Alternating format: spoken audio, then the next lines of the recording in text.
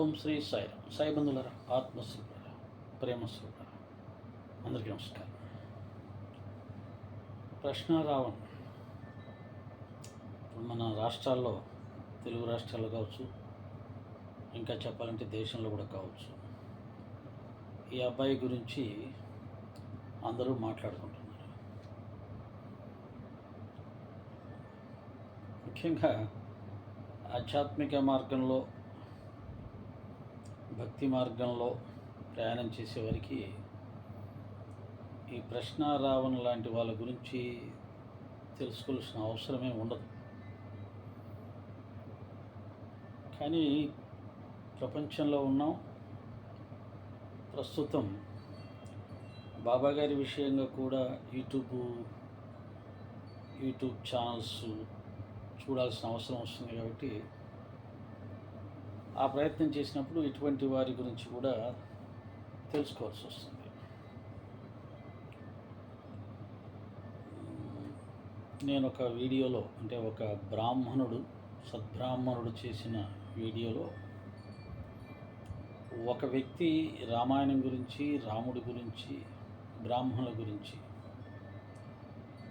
చాలా దుర్మార్గంగా దూషిస్తూ ఉన్న విషయాన్ని చూపించాడు. అతను ఎవరనేది నేను ఐడెంటిఫై చేయలేకపోయాను. బహుశా ఈ ప్రశ్నారావణ గారు కావచ్చు, లేదా ప్రశ్నారావణ లాంటి వాళ్ళు ఇతరులు కావచ్చు. మళ్ళీ ఏంటంటే మీరు ఆయన్ని కూడా గారంటున్నారు, అదొక అలవాటు. అందరినీ మర్యాదగా పిలుచుకోవడం అనేది అందరూ నేర్చుకోవాలి, నేనే కాదు.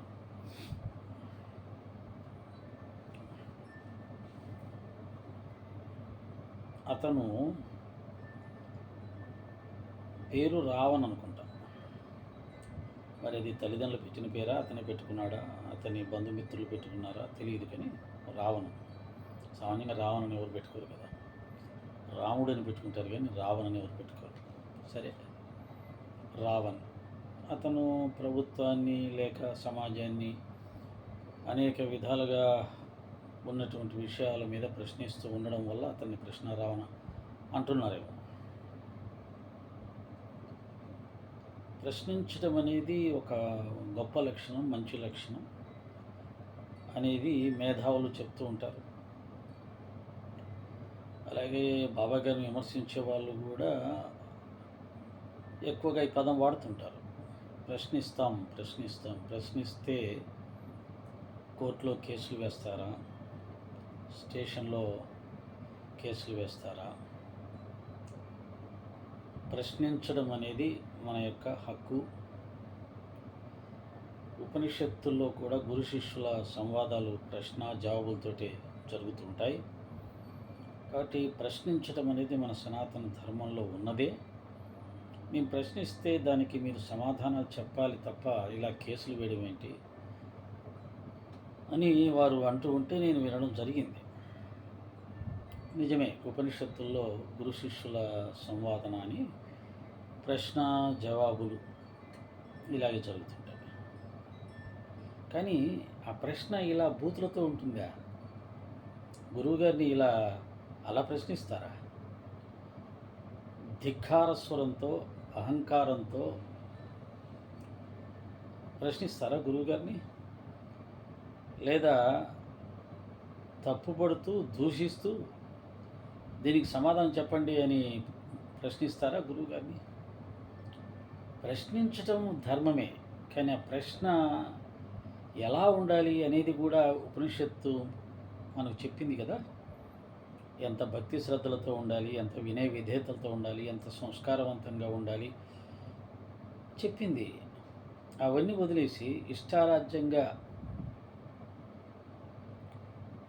బూతులు తిడుతూ, లేదా అవమానిస్తూ, లేదా వక్రీకరిస్తూ దాన్ని ప్రశ్న అనుకోండి, ఉపనిషత్తులు నేర్పించిన ప్రశ్నలు ఇవే అని మన సోదరులు మనకు చెప్తూ ఉంటారు. వాళ్ళకు ఉపనిషత్తులు, వేదాలు చదివారు, కానీ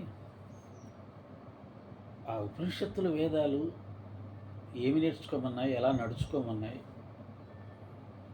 అవి నేర్చుకోవాలి. అందులో ఉన్నటువంటి జ్ఞానం నేర్చుకున్నారు, అందులో చెప్పబడిన విషయాలు నేర్చుకున్నారు. మంత్రాలు, శ్లోకాలు అవి నేర్చుకున్నారు. మంత్ర అర్థం కూడా నేర్చుకున్నారు.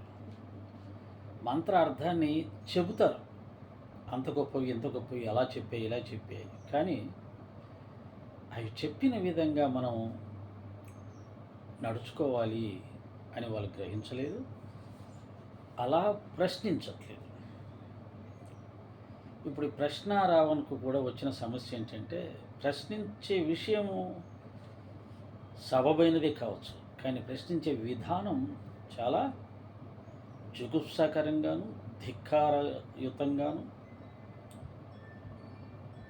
అలాగే కొందరిని రెచ్చగొట్టే విధంగాను, మరికొందరిని అవమానించే విధంగాను, బాధ పెట్టే విధంగాను ఇలా ఉంది. అతనికి కూడా మద్దతు తెలుపుతున్న వాళ్ళు కొంతమంది ఉన్నారు. ప్రకాష్ రాజు గారు లాంటి వాళ్ళు, లేదా ఇంకా కొంతమంది జర్నలిస్టులు ఉన్నారు. ప్రశ్నిస్తే అతని గొంతు నిలిపేస్తారా, లేదా అతన్ని ఇబ్బందులు పెడతారా, అరెస్ట్ చేసి కేసులు పెట్టి అనే వాళ్ళు కూడా ఉన్నారు. కానీ అతను ప్రశ్నించిన విధానం చాలా అసహ్యంగా ఉంది, చాలా బాధాకరంగా ఉంది. ముఖ్యంగా సనాతన ధర్మం మీద, లేదా రామాయణం మీద, రాముడి మీద అతను చేసిన వ్యాఖ్యలు చాలా బాధాకరంగా ఉన్నాయి. ఇటువంటి దుర్మార్గుల్ని కఠినంగా శిక్షించాలి అనే వాళ్ళు కూడా ఉన్నారు.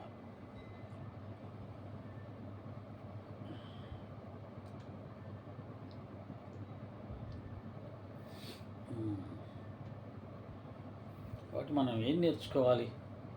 ప్రశ్న రావణ దగ్గర నుంచి ప్రశ్నించడం నేర్చుకోవాలి, తప్పు లేదు. కానీ అది ప్రశ్న రావణలా ఉండకూడదు, అసభ్యంగా ఉండకూడదు, అసహ్యంగా ఉండకూడదు,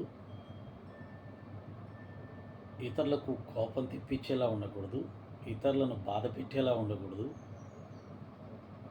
గౌరవంగా ఉండాలి. ఎప్పుడూ కూడా నోరు మంచిది అయితే ఊరు మంచిది అన్నారు కదా. నోరుకి చాలా శక్తి ఉంది, మాటకి చాలా శక్తి ఉంది. దురదృష్టం మీద ఇప్పుడు ఆ మాటను కొందరిని రెచ్చగొట్టడానికి ఉపయోగిస్తూ, ఆ రెచ్చిపోయిన వాళ్ళు కొట్టే చప్పట్లు చూసి మేమేదో చాలా గొప్ప విజయం సాధించాం, గొప్ప నాయకులం అయిపోతున్నాం అని భ్రమించి, అదే రైట్ వే, కరెక్ట్ మార్గం అని ఆ మార్గంలో ప్రయాణం చేయడానికి చాలామంది ప్రయత్నం చేస్తున్నారు. కానీ అది సరైన మార్గం కాదు, అది చాలా దుర్మార్గమైన మార్గం. ఎప్పుడో ఒకసారి ఆ మార్గం మనని ప్రభుత్వం చేత, ప్రజల చేత శిక్షించబడేలా చేస్తుంది.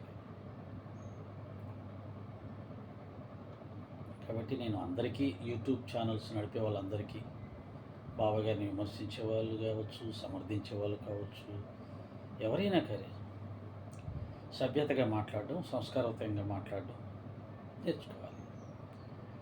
కృష్ణారావు ఏమన్నాడంటే, నేను చూశాను ఒక వీడియోలో, గౌరవనీయులు ఉప ముఖ్యమంత్రి పవన్ కళ్యాణ్ గారు నాకు ఆదర్శం, ఆయన ఇలాగే మాట్లాడాడు, నేను ఇలాగే మాట్లాడతాను అన్నాడు. అది ఎంతవరకు కరెక్ట్? సరే, పవన్ కళ్యాణ్ గారు ఏ సందర్భంలో మాట్లాడారు, ఎందుకు అంత ఆవేశానికి గురి అయ్యారు, అవన్నీ నాకు తెలియదు. కానీ ఆయన మాట్లాడినటువంటి విధానం అనేది సరిగ్గా లేదు అనేవాళ్ళు ఉన్నారు, అది సబబే అనేవాళ్ళు ఉన్నారు. సరే, ఆయనకి చెల్లుబాటు అయిపోయింది, ఆయనకి చెల్లుబాటు అయింది. అందరికీ ఒకే రకంగా ఉండదు. ఇంట్లో నాన్నగారు తప్పు చేస్తే పిల్లలు పనిష్మెంట్ చేయలేరు. అదేంటి నాన్న అలా చేశాడు అంటారు. అదే పిల్లలు తప్పు చేస్తే అదే తప్పుని ఆ నాన్న అనే అతను దండిస్తాడు, కొడతాడు, తిడతాడు. అలాగే పిల్లలు తప్పు చేస్తే టీచర్ గారు కొడతారు కర్ర తీసుకొని. అదే తప్పు టీచర్ గారు చేస్తే పిల్లలు కొడతారా? కొట్టలేరు. అలాగే సమాజంలో, కుటుంబంలో కొన్ని స్థాయిల్లో ఉన్నవాళ్ళు ఏం చేసినా చెల్లుబాటు కావచ్చు.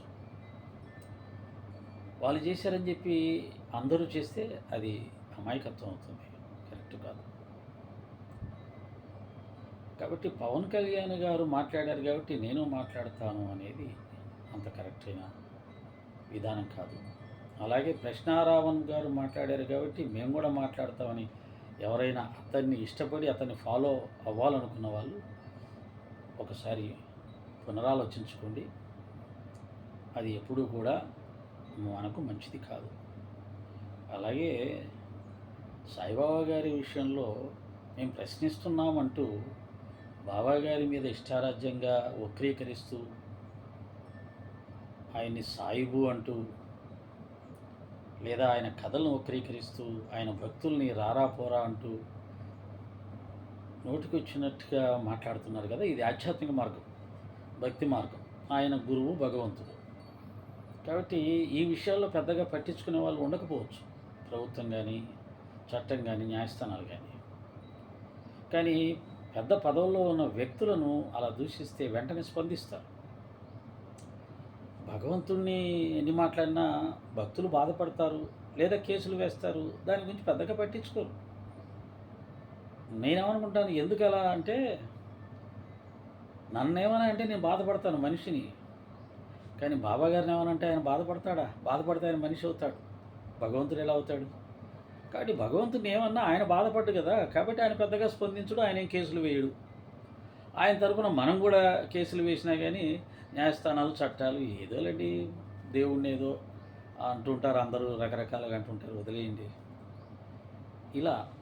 కానీ నా ఉద్దేశం ఏంటంటే, భగవంతుని కానీ గురువుని కానీ దూషించే వారిని చట్టము న్యాయస్థానాలు ప్రభుత్వాలు శిక్షించకపోయినా పరమ పావనులు పవిత్రులు పరిశుద్ధాత్మలు అయినటువంటి భగవంతుని గురువుని దూషించే వారికి పాపం అంటుకుంటుంది, అది శిక్షిస్తుంది, కర్మసిద్ధి శిక్షిస్తుంది.